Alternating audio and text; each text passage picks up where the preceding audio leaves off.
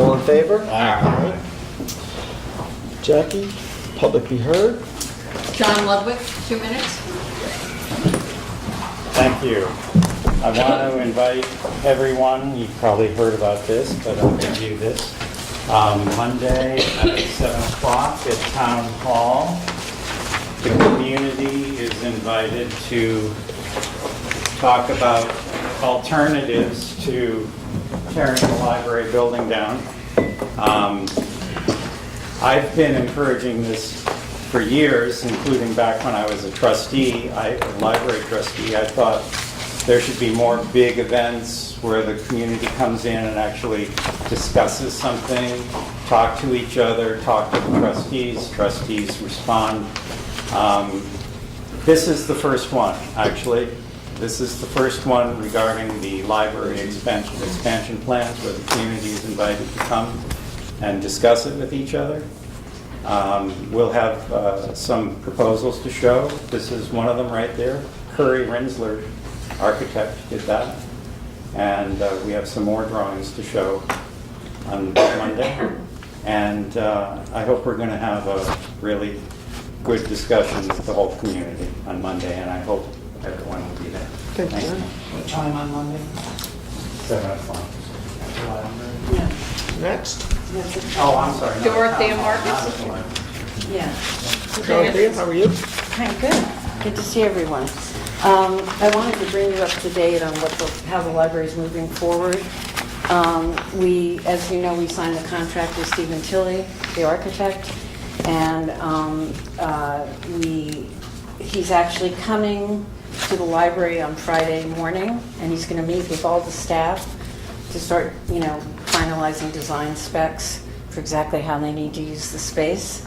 The Friends of the Library have formed a capital campaign committee, which has already been meeting and is formulating plans to raise private funds because we want to minimize the amount of the bond.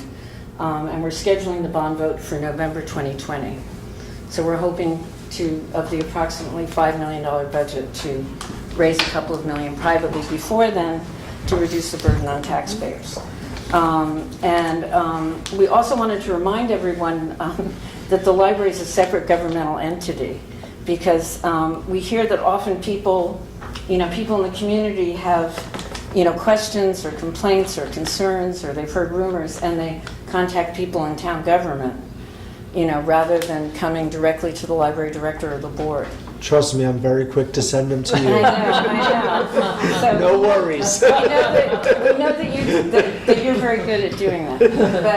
But since this is publicized, I mean, we just want to remind people, that we're available to give information.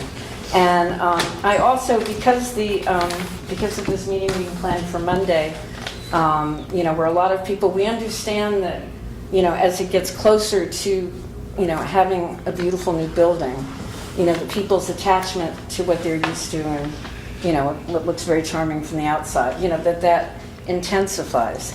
And we're very respectful of that. And, but, we've been in this process for several years, and we've been getting community input all the way along.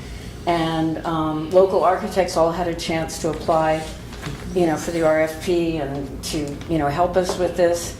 And we noticed that some of the people planning this have been quoting our architect, Steve Tilley, on his website. He quotes the United Nations thing that says, the greenest building is one that's being, still kept going.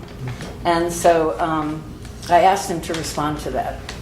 And he said, we call for deconstruction rather than demolition, to send as many of the materials in the existing building into a recycling stream rather than a landfill. And we'll be also looking carefully at the materials employed in the new building to minimize their carbon footprint. And that within the climate change horizon, am I done? Yeah. Yeah, okay. Well, anyway, I have more. I can email it to all of you. Thank you. Okay. All right, thank you. Good luck on Friday. Thank you. Are you sure? Hello, Iris. How are you? Good. This is for you, Bill. Okay. Labels on the garbage cans. What's happening? I'll get Al out there with his spray can. They're ours, so. Yeah, guess no, we'll take I care of know, them. but remember last time at Yes. the meeting and Yeah. Laura was there, and So just a reminder. Thank you. Garbage Okay. cans. Sam Matroni, 2 minutes. Good evening, everybody. Hello? Hi. There's always more things to speak about than I have time available. There's one critical situation, which I was reminded of last night. On Glasgow Turnpike, the lining of the streets, the dividing between one way and the other, is almost invisible in the rain. It's a And county plus- road. I'm sorry? It's a county road. Is there nothing that can be done to put We'll glass mention it to 'em, but beads it's in? a- Because it's, oncoming traffic blinds you if you're a person of limited visibility. And, it's terrifying. I have to stop almost every time I pass another vehicle. And we'll pass it along to them. I'm So work- I guess, say again, I guess I didn't understand what you said. So you said that when you're driving down Glasgow Turnpike, You can't see the line. The center line. the center line, Center it line. painted, the lines need to be painted. Right, they were painted, but they weren't painted with the glass beads that are able to reflect and show a driver. Same thing with 212. I think that it would be very helpful. I don't know what the cost would be, but I think it would be, make this town a safer town. I am continuing to work on the situation with regard to housing for people who are homeless. I've made some progress. We have an idea which I'm working on, which I mentioned to you, but I haven't gone into any details about. But I'd like to present it at the next board meeting about how to finance some of that housing with some of the revenue stream coming out of the Airbnb properties. Well, you should send a proposal to me first Yes, online, on the email. but in any case, I think I probably used up my 2 minutes. Yes, thank you. Thank you. Fanny Prison. Hello, Fanny, how are you? Hi, how are you? So, I think you know my neighbor, the one that has the light on, all night. And I was wondering if the town can make some kind of ordinance for light nuisance, like you do for music nuisance. Because this light is not, it doesn't go into the neighbor's house, it goes into the other people's house. And I am 2 houses from him, and I still get the light from him.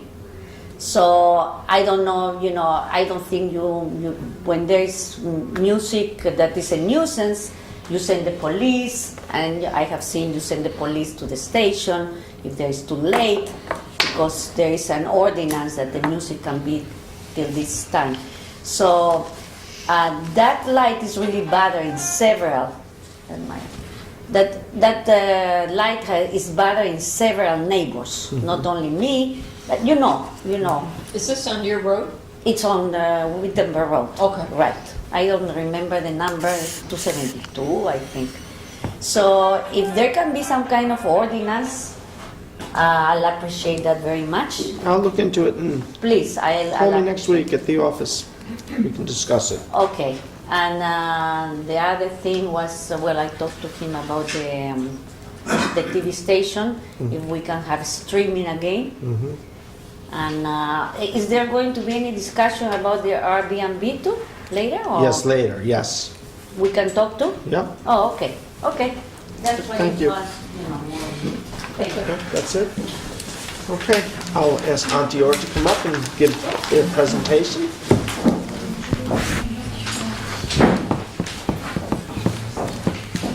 Good evening. Victoria, how are you? Well, thank you. How are you? Very well. That's okay. Take your time. He I'm will using give you up more, my he 5 will give you minutes. more than 5 minutes. I'll make sure he does. It's okay. However Yeah, much it's- time you guys want to spend talking about Thank you. the school, we're happy to talk about it. That was, Thank you.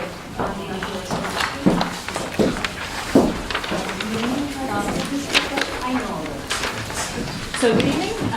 For anyone who doesn't know, I'm Victoria McLaren, superintendent. This lovely young lady handing out the other presentations is Lori Osmond, one of our board trustees. hello, Lori, how are you? Same here. Thank you for having us again this year. As you can see on slide 2, our proposed budget is 57,403,498, which is a 3.28% increase in our budget. There will be on the ballot a separate proposition this year, asking the voters if we can utilize $6.16 million that we have already, that the voters authorized us to save in a capital reserve account, which would mean that if we do get the voter approval to spend that money, there's no additional tax implications for the voters because they have already authorized us to save the money and we have it. As we do often, we've done for a number of years, actually for decades I think probably, we are using appropriated fund balance to offset the levy, about $2.5 million worth.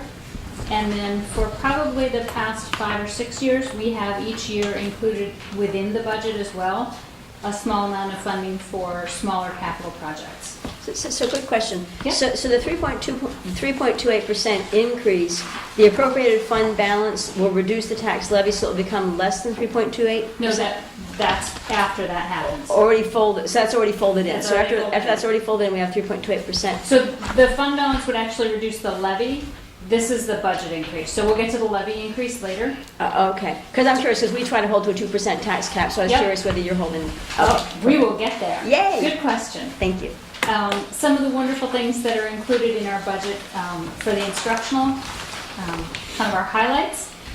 We're working on active learning spaces. So we have 3 classrooms designated for the middle high school that we're going to start with this summer, and then we hope to roll it out. And the theory behind that is to create spaces that are more fluid for kids so that they can learn in ways that are more appropriate for their style. So not necessarily rows of chairs and desks. Different groupings, desks that fit together in smaller groups, larger groups can be separated, presentation board on the wall, just a very different, not a traditional classroom. We are also trying to roll technology out more into the elementary buildings. There was originally an idea that we would roll out our devices a grade level per year, but our new assistant superintendent came in and said, wait, that would mean that by the time we get to kindergarten, it's going to be 8 years from now. So let's do this a different way. So we're going to we're going to start with a bank of 10 Chromebooks, which is a kind of a laptop, in each of our elementary classrooms so that they will be installed there permanently. There will be a kind of mount attached to the wall where they can put them in, they can be charged, they can be locked there so they're secure. We are going to do iPads for kindergarten because the kindergarten teachers kind of played with it and felt like the iPads were more friendly for that age group. But at this rate, we will have technology in all of our elementary rooms instead of just the laptop carts that a teacher would have to sign out. They have to be wheeled down. It's very cumbersome and it's not kind of an everyday integration of the technology. We're moving forward with integrating STEM materials. We have maker spaces in our middle school, high school library, as well as our other elementary libraries, and we're hoping to expand that. We're also bringing science labs into the elementary buildings with the help of Assemblyman Cahill and some of his grant funds. He's good for that, isn't he? He is. It's really a priority for him, and he Yeah. provides funding, which is And everyone's familiar with what STEM means, just in case. Unfortunately. Not actually. science, technology, engineering. and Science, math. technology, And then engineering, there's and math. STEAM, which we still talk about, which is science, technology, engineering, art, and math. Right. So, and then we're doing more work with our mathematics curriculum. There's a mathematics curriculum audit happening right now to see if we can adopt a curriculum that more supports the workshop model of math that we've been using. Our kids are going into stations and doing small group work with math, which more manipulative, with just more hands-on to make it more interactive and more exciting. And then we are also incorporating in this budget infrastructure work that we're doing with our E-rate funding, which is a federal program. You'll know on your consumer phone bill there's a fee. and it supports this program. So in order to receive money, you have to spend money, but if we spend $190,000, we will get 130 back. Well, that's pretty good return. So it's well worth it. And since we are incorporating all of that technology into the elementary buildings, we need to enhance our infrastructure so that it can support it.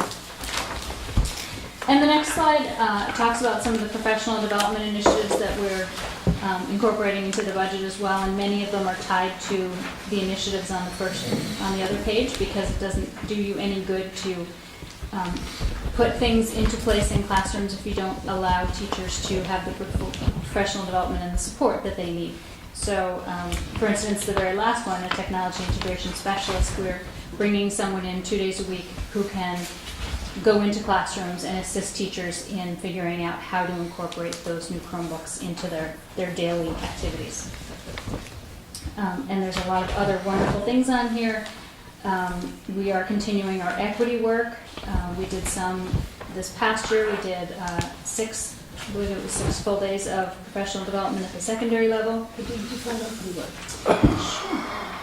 Equity work is kind of helping people to reflect and identify the implicit bias they might have in a certain situation, and to try and help support students to have really and truly equal access to the education. And really look at the structures that are in place and the things that we have all been raised to almost unconsciously believe or subconsciously believe, and really reflect on that and make sure that we are being really open and supportive to every student.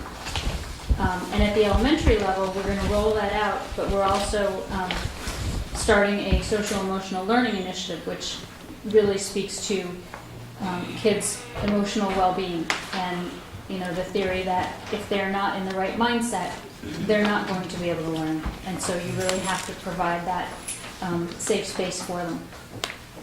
So there's a lot of other wonderful things here, but I don't want to talk all night. On the next slide, we talk about our transportation contract. We've been serviced for a number of years by the company that started as, I believe it started as Hoyt, and then became Mulligan, and then became Bernie, and then became Kraft. And our contract with them expired as of June 30th this year, so we did a sealed bid. We went out to bid to see if we could get some competitive bids. I believe we had 3 in the end who did bid for the job, and we have awarded it to First Student. So we'll be making that transition starting on July 1st. We are very hopeful and at this point confident that the transition will go well. They did this exact same transition in Rondout Valley last year, and they had a really positive experience with them. One of our goals for this transition is that they will continue to, they are actually very pointedly trying to hire the drivers who currently work in our district, because even though one contractor may leave and another may come in, it's the same bus runs, and the people who live in our community are the people who drive our students. And so we met with them before we awarded the bid even, and said, it's really important to us that you do as much as you can to provide opportunity for the drivers to continue with us. And they heard us, they appeared to take it seriously. I know they're offering signing bonuses. And so we're going to work with them to make sure it's a smooth transition. So when voters vote on the budget, if they vote yes, they're also endorsing a 5-year contract. Mm-hmm. If the budget were to fail, they will get a 1-year contract, and we will need to try again next year. So as part of the making sure everybody understands what that means, we need to provide an estimate of what a 5-year contract costs in gross. And so that's what these numbers are, the $17,967,035 home to school. That's every bus run that exists right now for the course of all 5 years in total.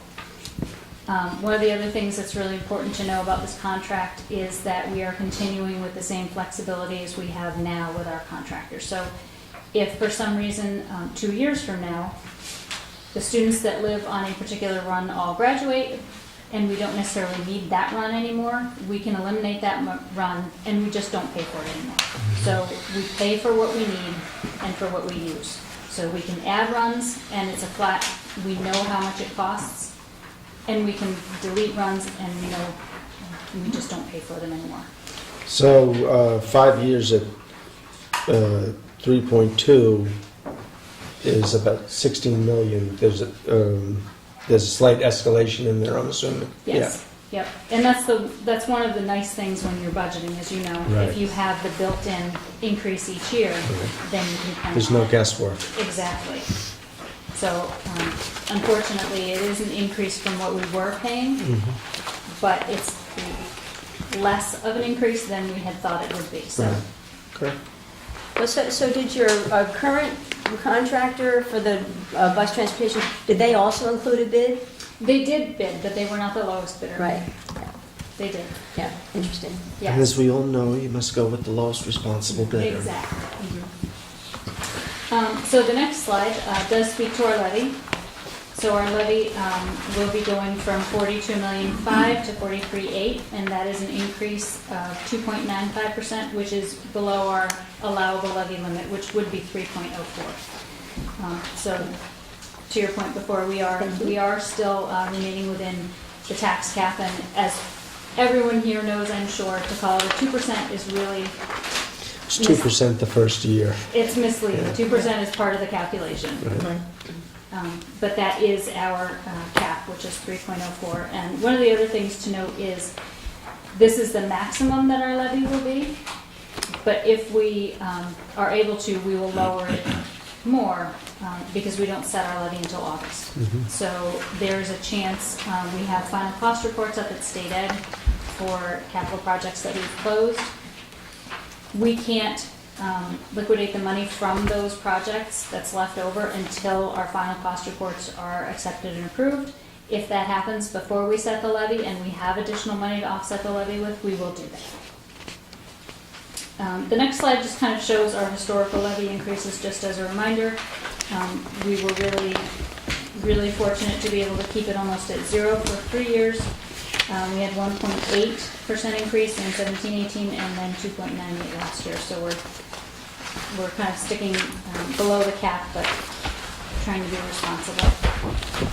And I would add that a great percentage of our increase is due to healthcare costs.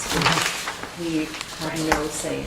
I feel your pain. Yeah, so We all do. the next slide shows actually that our employee benefits are fully, almost a third of our budget. And as Trustee Osmond said, and as you all know, we are not in charge of the increases that we receive, which is really unfortunate.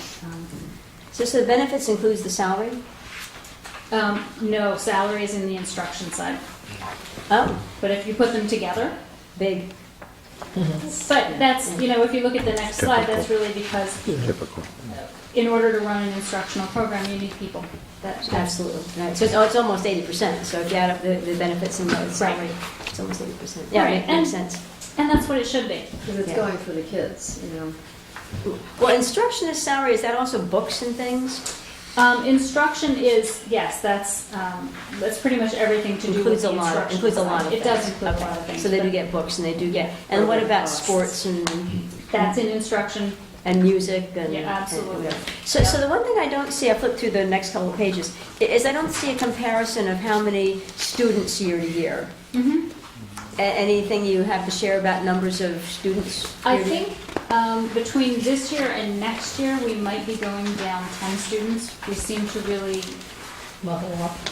we seem to be leveling off. We have, I believe, 2 classes right now that are over 100, but they're kind of all bubble classes. Other than that, we seem to be bringing in kind of a steady number now, which is good that we finally hit that kind of steady plateau. So a class size is usually, what's the average class size? Low to mid 80s at this Okay, point. cool, in the 80s, okay. Yep. So slide 9 is the 3-part budget, and this is literally a slide that we are required by the state to show. And again, it shows that the program component is really where all the money goes. The capital component includes our buildings, our debt service, Administrative is central administration, things like insurance, attorneys, those kinds of costs. So on the next slide is the discussion about that $750,000 that we talked about, that we are including in the general fund like we have in the past. I think in the past few years, it's been closer to $1 million or a little bit over $1 million. But really what we're using this money for this year, you may recall seeing both of these things in past years. A couple years ago, we were promoting really creating a state-of-the-art chemistry lab at the high school, and that was actually kicked off by Assemblyman Cahill's initial $50,000 grant.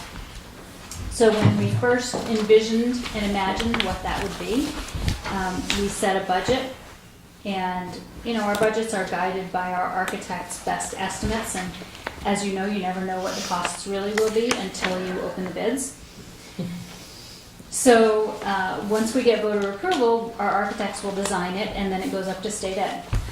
And unfortunately, at that point, state ed was so short-staffed and behind that it took literally a full year before they approved it. And so then by the time we got it out on the street and opened the bids, it was unfortunately woefully underfunded. So we really felt like we made this commitment. We really want to provide this lab for our students. And so in order to do that, we need to ask for additional funding within the budget to get there. Also, the press box and bleacher project, which I'm sure people remember, I believe we approved that last year. When we were designing that, we included alternates in the bid process to see what other things we could do. Anybody who's driven back behind that, behind the building, knows that that roadway is incredibly narrow and not safe for emergency vehicles. So some of the work that this will include will be to put a retaining wall on that kind of steep hill that drops off behind the press box, and widen that road and pave it appropriately so that it can be safe for emergency vehicles to get through and for people to get through. It will be gated because we don't necessarily want to encourage traffic behind the building because we have students who go between the gym and the fields, but it would make for a much better situation back there. So on the next slide, you can see our actual ballots. We will have Proposition 1 will be the budget. Proposition 2 will be to use the money from the capital reserve. And you know what? There was no slide on that. That's funny. There's actually a wonderful video, if anybody has a few moments to spare. It's on our website that talks about the capital project. But the things that we are going to address are ADA. We're really behind the times in terms of compliance with ADA. So what we have in the middle high school, about 78% of the work will be there. We have locker rooms that I'm sure the design was innovative and state-of-the-art at some point, but when you go into the locker rooms and you need to use the locker, there's a curb that's about this high that prevents anyone who needs to be in a wheelchair from actually accessing lockers. Showers are the same way. There's curbing. We're also going to renovate and upgrade 11 multi-use toilets so that they are accessible, because our toilets are original to the building, and so the doorways and the facilities are so narrow that they are not accessible at all, as well as 7 single-use toilets.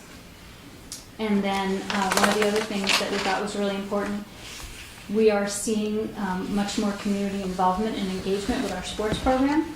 And we have wonderful new signage outside the gymnasium entrance, and we've tried to kind of spruce up that entrance. But it is not accessible either. There are 2 steps. There's just no way to even add a handrail. So part of this project will be to make that accessible so that when we have community and family members who want to come and support our kids, they can get into the building. Because right now it's very difficult to get to the gymnasium. You have to come down into the loading dock entrance and then take the elevator up and then go back over through the gymnasium. It's just not, it's not friendly and it's not accessible, and it needs to be. We also have money in the proposed capital project to replace a section of the Bennett roof. I don't know if any of you have children or children in your families who are at Bennett, but that roof is right now coming out of warranty, and we've been battling up until now with the manufacturer because when it rains, there are buckets in the hallway. And we have been able to insist that they come and make repairs, but now it's out of warranty and they're not going to do that anymore. And we don't need buckets in the hallway. And then we're also looking to improve the field hockey baseball field because I think from what I've heard from people who have actually even graduated years ago, there's always been drainage issues, but Oh, yes. the weather that has been plaguing us for the past couple of years has really exacerbated that. And so we're going to be regrading it, looking at trying to figure out what the drainage issues are. There's a chance it might be from the field up above, but it might not, because you never know where the water actually comes from when it's coming up from underground. Also putting in a new backstop, replacing the fencing, and they have portable bleachers that are not really trustworthy. Put it that way. So that's the work that we're looking at doing. Okay, I have a financial question. Sure. So I know on the previous page, transfer to capital allocation $750,000 for 2 projects, and on this page, use the $6 million from capital reserve. So I'm just trying to figure out the money flow. So the 750 is for the chemistry lab and the press box. But where's the money going to and from? Right? They're not all in the same category when you transfer from capital reserve. You've already transferred that from capital reserve? Go ahead. Okay. Thank you.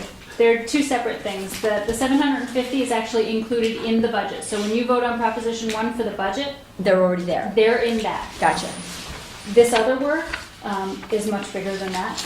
And we have the voter-approved capital reserve created already, and we've saved enough in there. There's a little bit more than the 6.1, but the project that we designed, our architects estimated is 6.1. So Proposition 2, we're asking, can we take the money out Right. and spend it on these things? Yeah. So, Okay.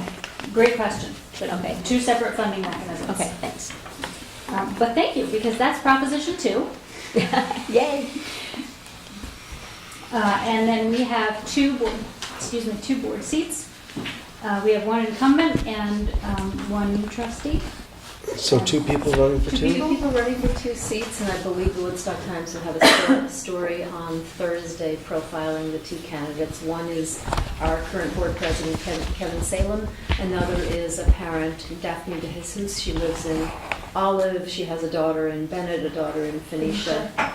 Okay, fantastic. It's great.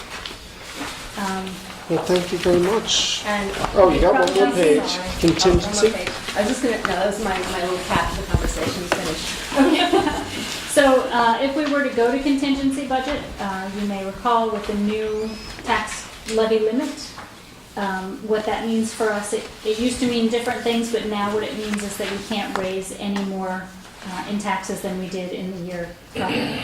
So that means that we would need to reduce our tax levy, and you would think, in addition to our budget, by almost 1.3 million. So some of the similar things that have always been in place is if you're on a contingency budget, you cannot purchase equipment.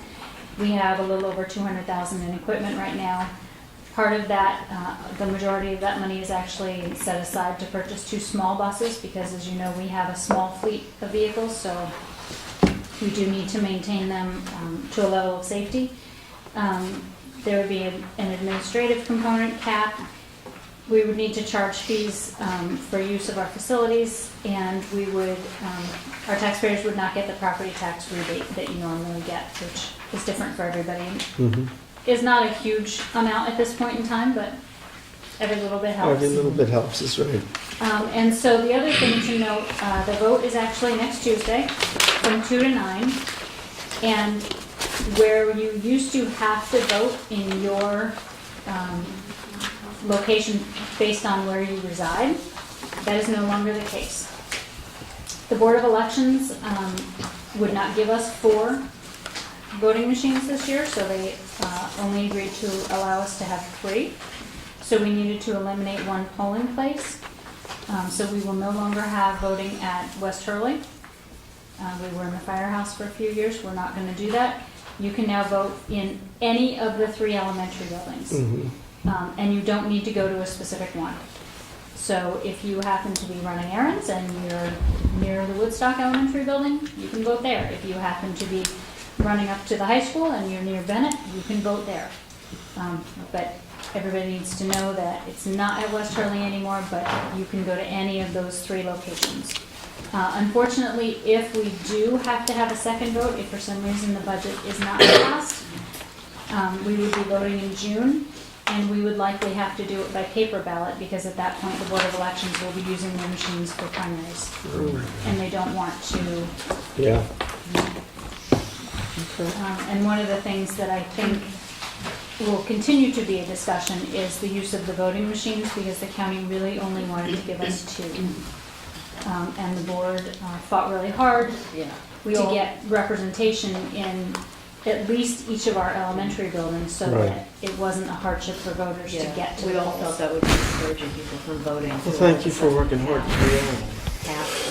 And so you've all probably seen last week's Woodstock Times that mentioned that Onteora was ranked by U.S. News and World Report as one of the top high schools, and for the first or second time in a while, we have surpassed New Congratulations. Paltz, because we've usually placed second in terms of academics, with New Paltz and Ulster County being first, and now we've moved into first place. Congratulations. It's amazing. Any questions from the board? I just want to say I appreciate the component that you've added here of the social, emotional learning. Yeah, I it's think good. that's It's a very really important valid, thing. it's very important, so. Yeah, thank you for we're that. really excited about that. And also with the STEM, including art is also Absolutely. I mean, very art and crucial. music is such a part of this community, Yeah. it would never, It would never go away.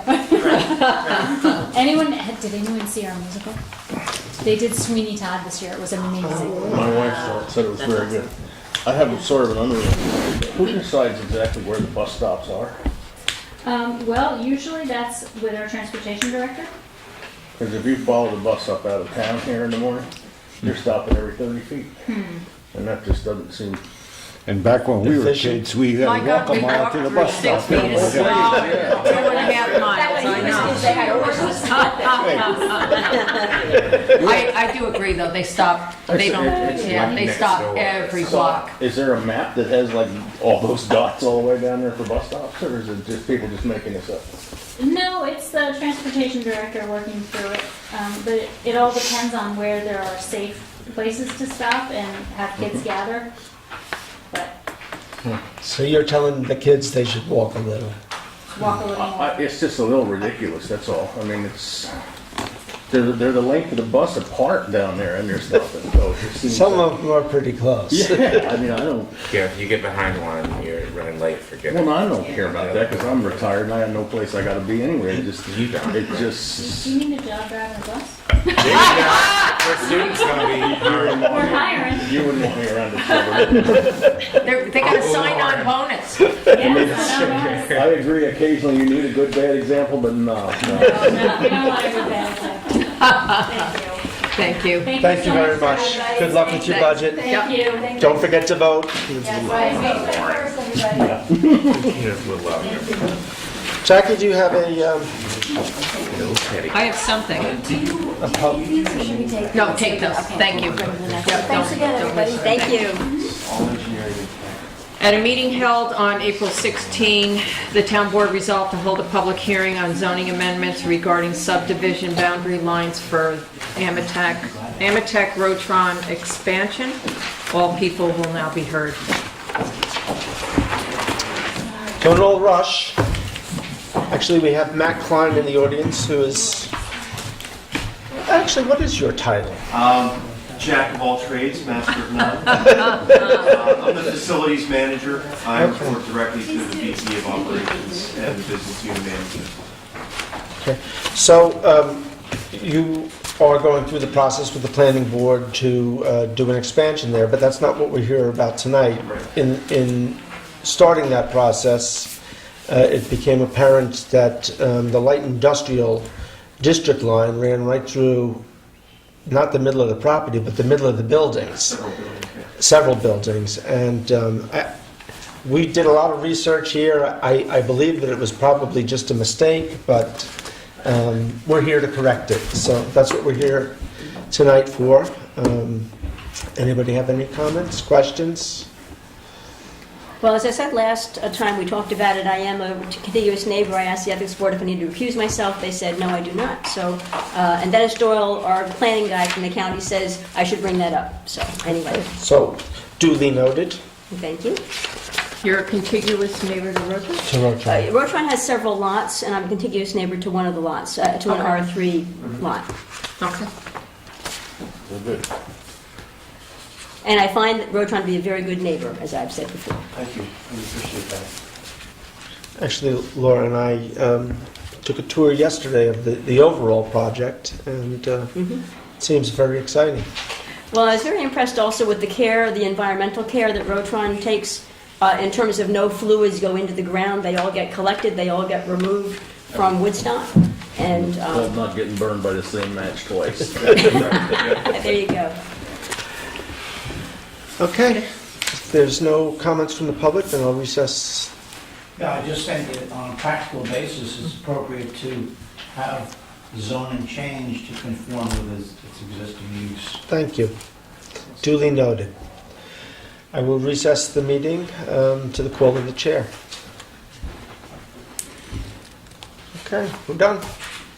So I don't think we're going to vote next, but it'll be the first meeting in June. When? First in June. Yes, Okay. which will be Second Tuesday. the second Tuesday. I forget the date now. Okay. We'll be voting on it then. I'll keep you posted. And you're going through planning now? I whipped out a site plan 2 years in July. Okay. Oh, cool. Okay. So June is plenty. June is June is okay then. excellent. Yeah, Okay. great, thank you. Matt, thank you very much. Appreciate it. Thank you. Ready for the second one? So ready for the second one. That Is it, meeting- wait a second, is it time?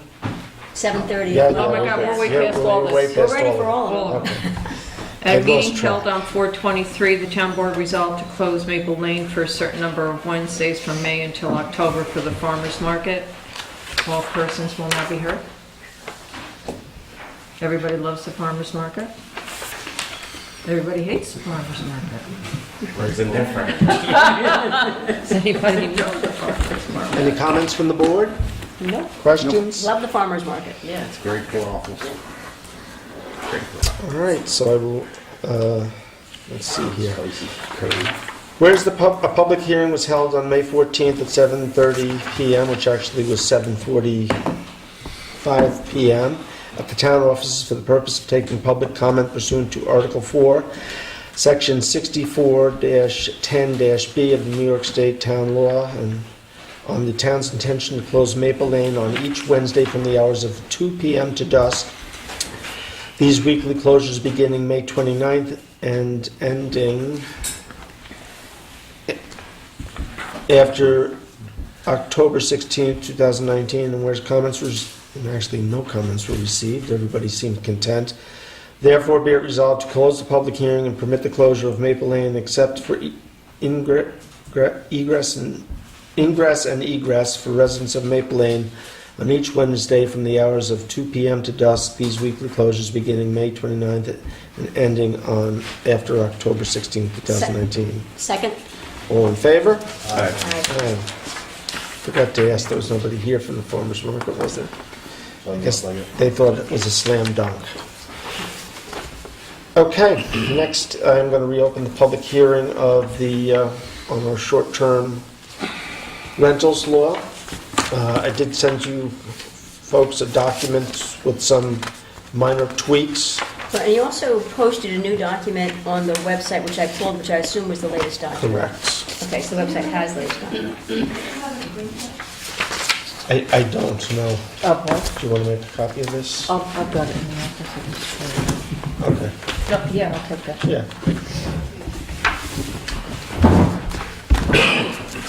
Any questions, comments from the board? Shh.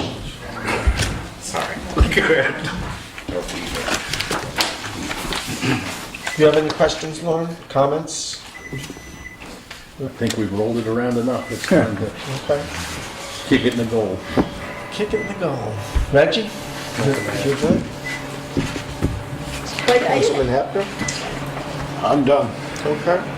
so I did have the one, but yeah, so as everybody on the board knows, if I had a wish, if I had a wish in Part B, sorry, no, it's actually Part E, which is on page 1, 2, 3, 4. Part E, where the board, the law as stands today is still going to have the maximum, for the non-owner occupied STRs, will still have a maximum of 188 days per calendar year and no more than 28 weekends. As I've made clear to the board, my wish would be that we did not have that limit for non-owner occupied STRs. I know that everybody wants to, we all want community versus commodity. We all are voting for community rather than commodity. And I would handle that by limiting the number of non-owner occupied that we allow. And so I believe, based on the public comment, of which we had such strong, repeated from so many people spoke and did not like this limit of days per calendar year and number of weekends in a year, that was a very strong theme of the public comment. So I'm just sharing. I will certainly vote for this law because I think this law is extremely important. If I had my wish, it would be to strike that clause, but regardless of whether the board, regardless of, if a quorum chooses to strike it, it's gone. If a quorum chooses to keep it, it stays. No matter which way it goes, I will vote for the law, but I heard the people when they spoke on that, and so many people did. I would handle the community versus commodity, again, with limiting the number of non-owner occupied STRs allowed, as opposed to handling it through that limit. So that's my comment on that. I do want to also thank Richard, who led the charge on this. Overall, a great piece of work. Overall, Thank you. overall well done. And a lot of hard work, I know, went into it. So thank you to the team that worked on this. Yeah, but we also are eliminating the cap. Say that again? We're limiting on the cap that I added. Yeah. So tell me, say again? There is a limit now, there's a change on the cap, which we've not set yet, but we split it off. We have two caps, Where we can, Tell me again the two caps? non-owner occupied and owner occupied. Well, yeah, non-owner occupied has a cap of, It has no cap. Correct. We have to we set just the added cap. that, though, that's basically what you're saying. no, what I'm saying is we're capping the number of non-owner occupied STRs that we allow in Woodstock. Right. We're capping the number of total at non-owner occupied STRs, and I agree with that cap. What I did, Let me stop you there. okay, We're capping both, both what? non-owner occupied and owner occupied. Two separate caps. Okay, but then you have a third cap, because for non-owner occupied, you're also capping how many days in a year that they can rent. So that's a third cap that only affects non-owner But occupied. you had said, in describing that, you said we should put a cap on non-owner occupied. I said I agree with the cap that we already planned for the total number of non-owner occupied allowed in the town. What I disagree with is once you're allowed to be non-owner occupied, I disagree with the cap in number of days in the year, number of weekends that you can do it. So yes, I agree with the one cap and not the other. And I didn't think I saw the cap No. on the owner occupied. And why are, Didn't you change It that? says both owner occupied STRs in G. let me go to G. I don't have mine. Okay, the town board will set caps on the number of both owner occupied and non-owner occupied STRs. And that, so I guess I missed that about, That's what I'm referring to. okay, that we are capping the owner occupied We will as cap both, yes. well. Okay, as owner occupied closeness of prime. Well, we were always going to cap everything. What Richard suggested, and we Do all, it separately. is that we would have two separate Okay, caps. Okay, all right. But again, once somebody's allowed to do it, I still disagree with the number of days per year, number of weeks. That's my personal, and again, I'm going to vote for it, as I said, either way. It's a wonderful piece of work, much appreciated for the people that did it, and a great step forward from where we are. Maria Elena, any questions, comments? Most of my questions were already answered. Okay. But so the owner-occupied number of days that are allowed, there's no cap on that. No. I just wanted to be clear about that. The cap is only, the 180-day cap is only on non-owner occupied. Non-owner occupied. And then the number that, that one can own in terms of, you know, if you own, you know, property that's on your land, owner occupied. Yes. That means you own that, but you can't buy in addition to that another dwelling and rent that out. Is that correct? Correct. Okay. Okay. Going to go out to the public now? And we're going to, the last two public hearings were wide-ranging. We're really, I'm going to cut down the conversation to just this law and the parts of the law. So, Andrew? Yes, my question is in regard to capping the number of short-term rentals in Woodstock. And if you do that, obviously, you're going to have to say to some people, you can't do it, and other people, you can. How are you going to make that decision?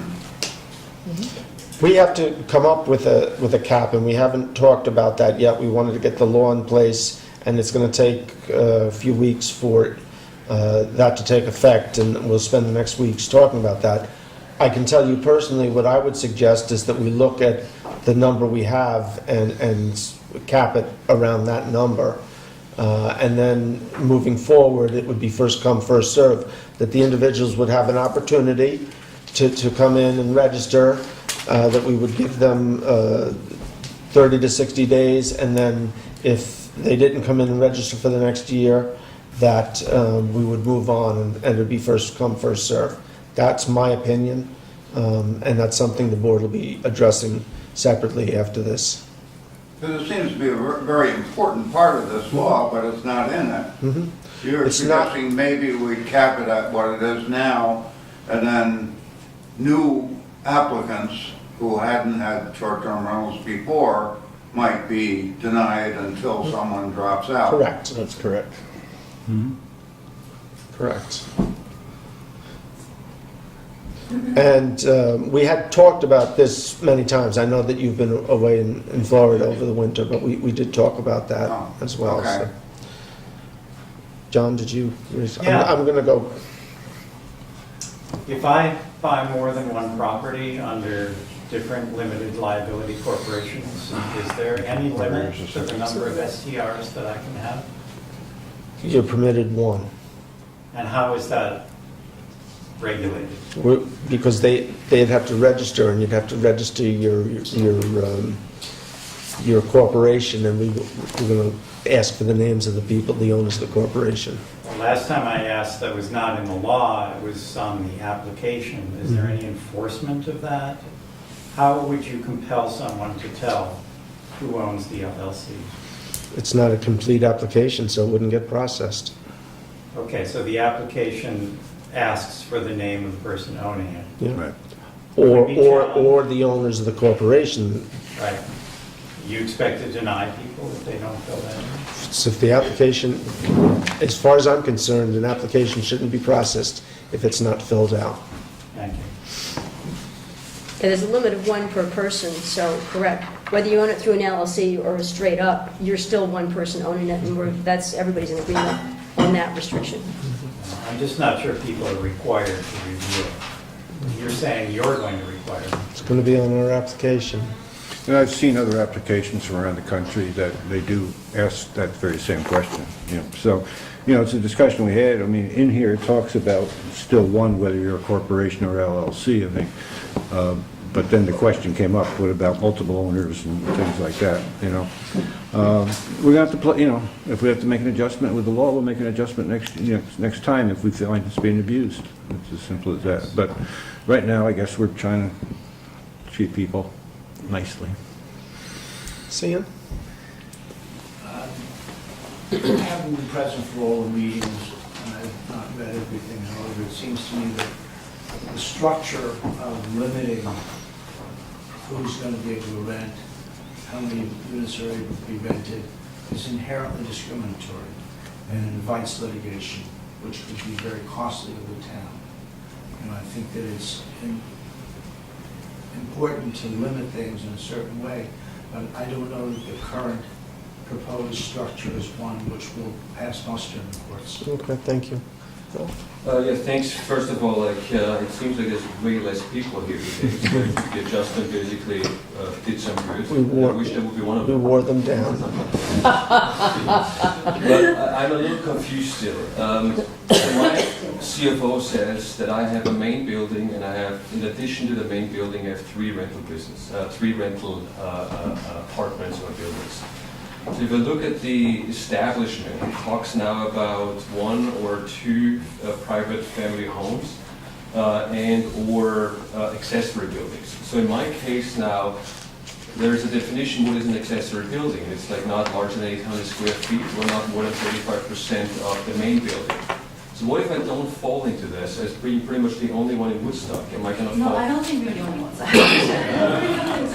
But am I falling through the cracks here? Because I saw you took up the multiple dwelling thing, which is great, and I really appreciate that. In the meantime, there's still like this thing, where You got the main house, I have the main house. you got the main place office. where Austin lives. Yes, that's correct. And you I have, live next door in the studio building. and you rent the one STR. I'm rent one STR, and I'm What was renovating another one, which is almost. Well, that was what was confusing about, I saw your email. Yeah. And you mentioned 5 or 6. No. 4. No, I have 4 Well, houses. 4. So me Well, and my there was children. in other words, it went from the main house, the Metz's, and an STR, but then in the email, it talked about construction and additional ones. No, not once. It's basically there's 4 houses on the property. Okay, and 5 or 6? and it basically is Lane Austin's main house, and we live in the studio house where Chris, their son, lived for a long time. And then we have one STR, which is small, 2-bedroom, with a garage attached. And then there's another studio house where we had, which was basically Isaac Abrams' studio back in the days, Right. who is a dear friend of ours still. And that we renovate currently. So I just want to say this as well, like, there was no septic, we had to put $50,000. Nobody All had right, a but problem. let's stick to the law. We didn't have a problem with that. I guess what was confusing us is the addition work, the new work you're doing, Right. and where you're going with that, and how many you're gonna actually end up having. No, it's not more than the establishment when it comes to like Okay. 5. I only have 5. The only thing is What do you mean you have 5 what? 5 what? 5 bedrooms in total. That I But would it's like in to 2 rent different as well. buildings. You're saying between 2 Yeah, just in buildings, 2 different buildings. between 2 buildings, you're going to have 5 bedrooms? Yes, that's And correct. you're renting the bedrooms separately? No, Oh, see, that's what was confusing, I guess. no, it's just like 2 buildings in which I gotta rent. If a family comes of 4, I gotta rent one house with 2 bedrooms. So there's no more people than 4 people in a 2-bedroom building. So you're a short-term establishment. Well, you're allowed 1 STR. If you go on Airbnb, are you thinking of putting these 2 other buildings? Separately. But you're only allowed 1 STR. Well, it's one non-owner occupied SDR. Right, But he he's lives there. owner occupied because he lives on the land. So isn't he owner occupied? You're owner So he occupied can because you do live the on the 2 land. You can do 2. So you can do both buildings because you live on the land, you're owner occupied. But it's 5, so it's 5 bedrooms though, so It's 5 it's an bedrooms. establishment. Yeah. That was what was confusing when I read the email. I said, well, how many bedrooms are you renting out? No, yeah, sorry for the confusion. So what's the The issue? only Fine. question is like the definition of what is an establishment, because it says there a single-family home or 2-family home or accessory buildings. If you look at the zoning code, accessory buildings are defined as it having not more than 800 square feet or not being more than 35% of the main building. So we don't fall into this. So if you register as an establishment and all of a sudden you have a building that's larger than 35% of the main building, you fall through the cracks and somebody could come back to you and say, I'm sorry, like, yeah, your house is too large. I mean, we don't extend anything there, it's just like the existing condition. So is there a way of rewording this that if you guys are not around anymore, somebody else, could come and say, I'm sorry, I don't know what the intention of them was, but it clearly says here that you are actually not able to register. Is there any way that we can tweak the wording a little bit? I'll have to take another look. I think we're making a mountain out of a molehill. to be honest with you. Okay, I appreciate it. Thank you very much.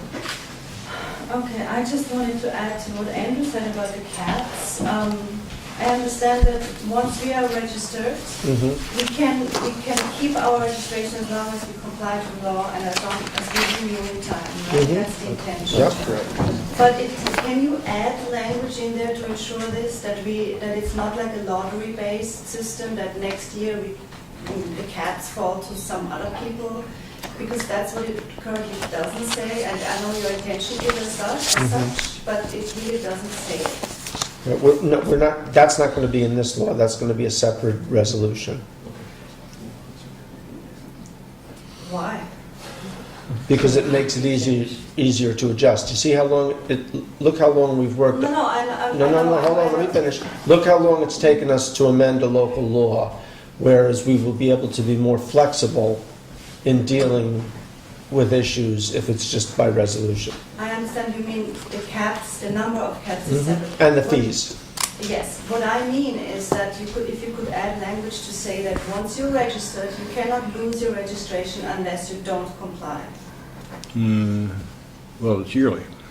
Yeah, and of course unless you don't renew. Right, Yeah. So, but it's But, not that.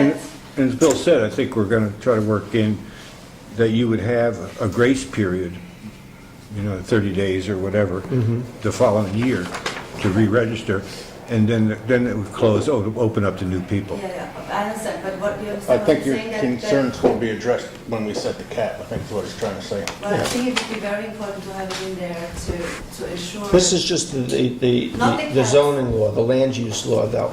The Not the cap number of would be, cats. the cap would be addressed in a separate legislation.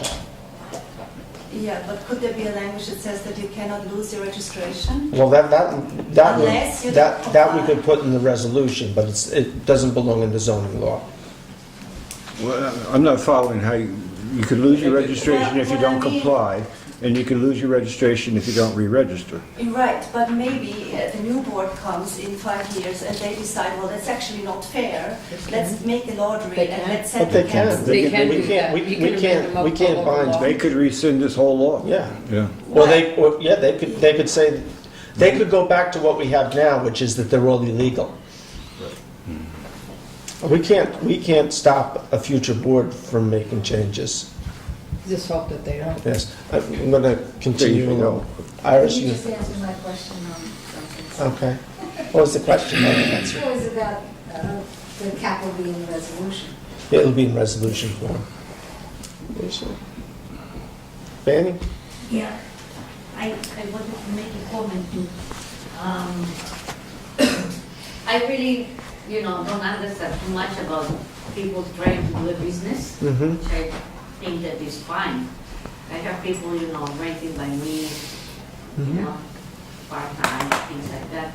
And the reason I heard that this was being done is because there is a shortage of, rentals that are like monthly rentals. Is that right? It's not, there are multiple reasons why. First off, short-term rentals of particularly non-owner occupied homes right now are not legal.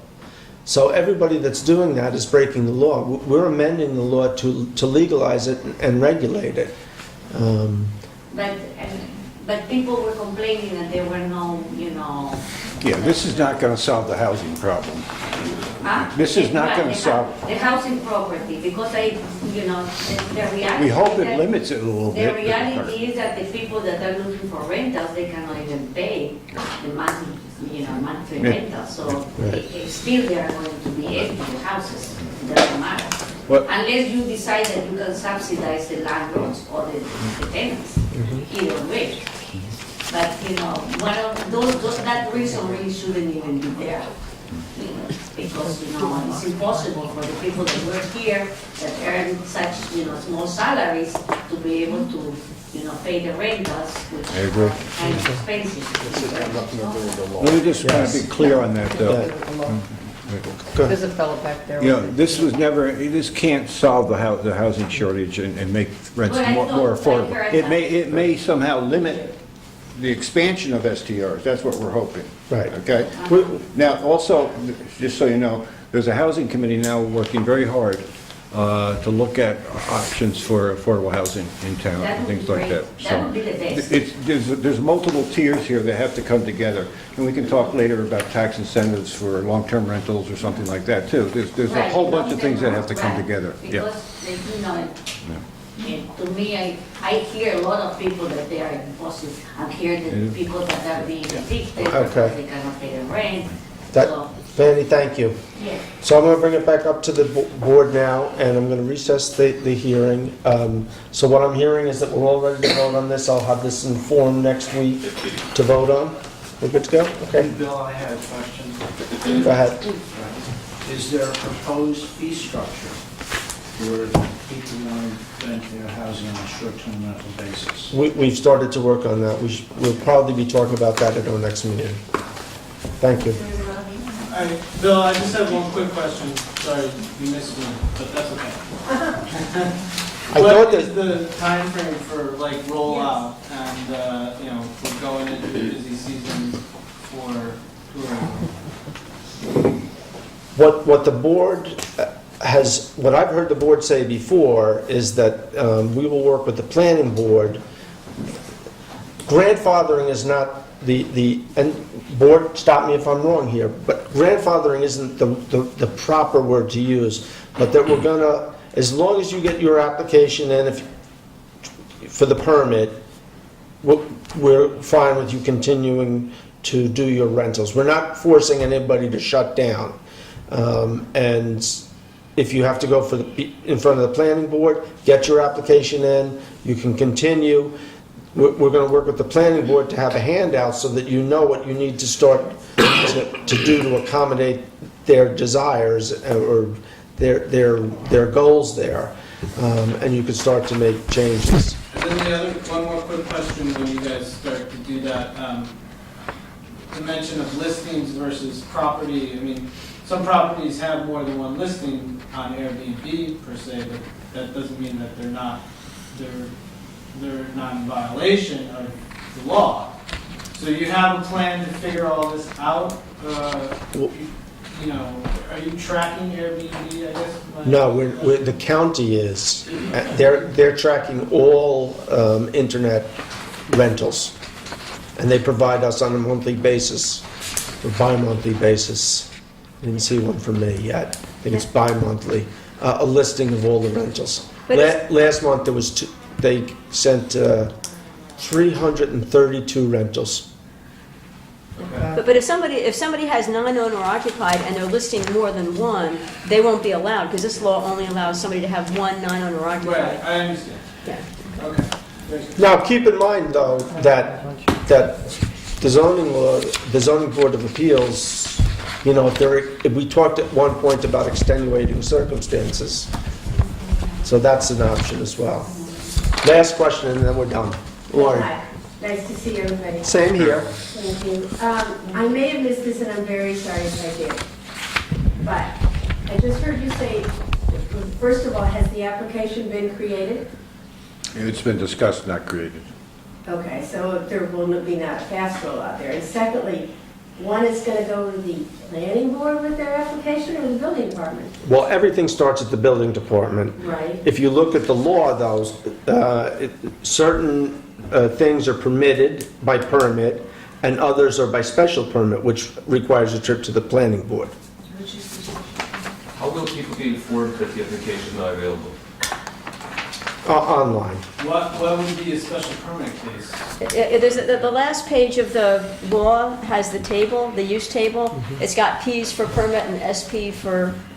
That's been in there from day one. Yeah, I think. never understood what that means, Overall, it will be the building department who will have the person that Yes. inspects the homes Yes. and the applications, the fees will go through. Just like every other project now, it goes to the building Clear. department. It's just clear. Yes, yeah.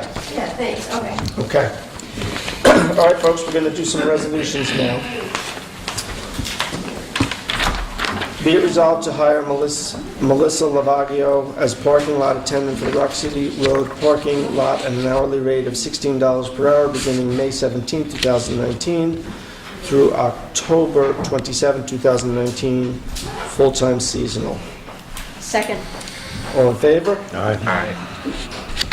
Be it resolved to hire Brett Rickson, full-time seasonal help for custodial department at an hourly rate of $13.67 effective May 15th, 2019. Second. Oh, go ahead. Richard, All in got it. favor? Aye. Aye. Be it resolved to accept the resignation of full-time police officer Chris Benson effective May 19, 2019, and thank him for his years of service to the town. Second. All in favor? Aye. Chris is moving on to Sorgerties, which is a bigger department, and I wish him all the best. Yeah, he's a great. Great officer. And I do believe that probably next week I'll have a resolution hiring him as a part-time. So he's not totally going to leave us. Be resolved to appoint Jude Stellato to the Zoning Board of Appeals, term to expire December 31st, 2021. I'll second that. All in favor? Aye. Be it resolved to engage the services of Pattison, Koski, Howe, and Boosie CPA for the purpose of assisting the supervisor in preparing the 2018 annual statement in Gatsby 34 format for the fee not to exceed $4,100, and be it further resolved, this resolution supersedes Resolution 36-2019. Second. Just for purpose of discussion. So there was a name change in there. I had used their old name, and also the fee went up about $200. So those were the adjustments. All in favor? Aye. Aye. Be it resolved to make the following appointments within the Woodstock Highway Department. Appoint Scott Bonesteel to a grade 6 working supervisor at a rate of $28.40 effective April 29, 2019. Second. Let me do the, You doing them one at a time? yeah, I'll do them all together. Yeah. Appoint Ralph Van Cleet, supervisor for the Woodstock Highway Department, and a yearly stipend of $800 effective April 29, 2019. Second. All in favor? Aye. And can I just say, I visited the highway department today and looked at their environmental sheets, and they're very much have their act together environmentally. I was very impressed that, again, just like Rotron, nothing goes into the ground. They're either cleaning oils, they have bugs that clean oils, they reuse washing fluids for the trucks, and whatever other fluids that are left over get taken away. So I was very pleased to see all the work. And they were very on top of their data sheets of what chemicals they use. So they're very environmentally careful and sound over there. Thank you. Be resolved to authorize the supervisor of the town board and the highway superintendent to sign Highway 284 expenditure agreements for 2019. And I think you all had an opportunity, I have it here. I have one if somebody... Yeah, so you sent that out today. Okay, yeah, I think that... It came with the agenda today. So that just talks about the different roads. They're going to pave Reynolds Lane, they're going to pave Amy Road, they're going to pave Lark Drive and the cul-de-sac, they're going to do some work on Elwyn Drive, they're going to do some work on Forest Drive, Manorville Drive, John Joy Road, and Mayor Circle. Let's see. That may be a typo, isn't it near Circle? Mayor Circle. We occasionally get mail at my house from near Circle, so you might want to check I'm that. pretty sure it's Mayor, but... I don't care. M-E-H-E-R. Is it them? Well, I'll say, did anybody say, I'll say? Mayor Street, Mayor. Yeah. But mayor is M-E-H-E-R. Yes. Do I have a second? Second. All in favor? Aye. Aye. So actually, since I have this here, after the meeting, I'll ask each of you to put your John Hancocks on that. Whereas Little Apple, 21 Tinker Street, Woodstock, New York, 12498 is in compliance with the Alcohol Beverage Control Law, Section 64. Subdivision 2A has notified this municipality of their intent to file application for a liquor license with the New York State Liquor Authority. And whereas this property is currently in compliance with all local laws and does not have any violations at this time, therefore be it resolved to waive in this instance the 30-day period to review said application and consent to the issuing of a liquor license above. Second. All in favor? Aye. Aye. Be it resolved to authorize the supervisor to sign the in lieu of parking payment schedule with James Jennings, Tinker Street Properties, Inc., 54 Tinker Street, Woodstock. Applicant is requested to make 6 installments in the amount of $825 bi-monthly for 12 months starting... Sorry. How I much? meant to ask you which building this was. 54 Tinker Street. Didn't hear. Yeah. Which business? Yeah. I don't know. It's the Teen Career Taco one. Is it that one or the one in front? It's the back? It's the one he's expanding. Yeah. And is that in the back? Yeah. Starting June 1st, 2019. Second? All in favor? Aye. Be resolved to charge a fee of $3 for new and replacement dog tags, and be it further resolved, this fee change will take effect beginning June 1st, 2019. I gotta check my dog. Reggie, you? Boy, you don't care how you That treat dog's our tapped furry this buddies, do you? My dog, What's that? my dog's Reggie, tapped. just second. Yeah, my dog's never has her wallet with her host. But your dog has a tag, Yeah, so you don't need it. It's when, we have to buy new, more expensive tags now. so next year, Yeah, till No, next year. no, a Your tag tag is is- lifetime. Lifetime. oh, So once you've purchased a tag, or Just you've don't lose never it. had to pay for it, don't lose it. If you lose it and you need to replace it, it's a $3 fee, or anybody coming in with a It's new outrageous. dog that needs a license will I'll pay I'll tell her $3. not to Cost us lose it. 4, we're giving them a break. Outrageous. All in favor? Who seconded that? Reggie. Reggie. Yay, Reggie. Give me an R. The big stuff. Big stuff. You do get excited about seconding, Laura. I just want to make sure it got done, that's all. Yes, yes. We're done. Are we done? Yeah, go ahead and say something. There was another announcement. Go ahead. Would you Let talk me about? talk about STRs for a second. Yeah. Go ahead. Oh, no, because Laura mentioned about the work that was done on the STR law, and I saw Lori back there, and I just wanted to thank everybody on the committee that put a lot of work in. Carrie Muldoon, Mr. Rose, Paul Schultes Jr., Lori Ildesacker, myself, Ed Ed Sanders. Sanders. It was a good group.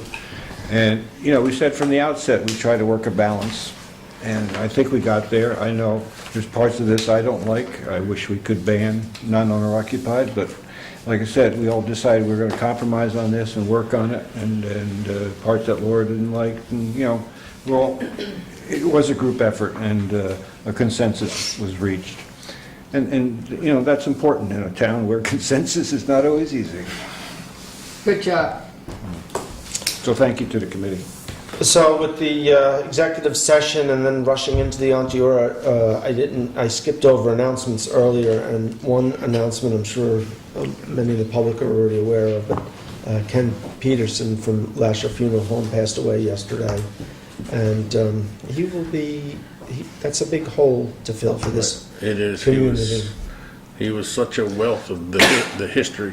I mean, he literally and figuratively knew where all the bodies were buried. So, Yes, he did. And, yeah, he's you know, he was provided a valuable service to me once we took it over, and yeah, no, he was he will So- Well, definitely and be you could, missed. you could turn to him. I mean, I had an instance where I remember making the phone call to Kenny and say, "You'll never believe this, but," and you know, it was great to it felt like turning to a family member to help you. It felt like turning to Kenny to help you was like turning to a family member to help you. And Yeah, he I was- certainly definitely appreciate the help he gave me in my time of need.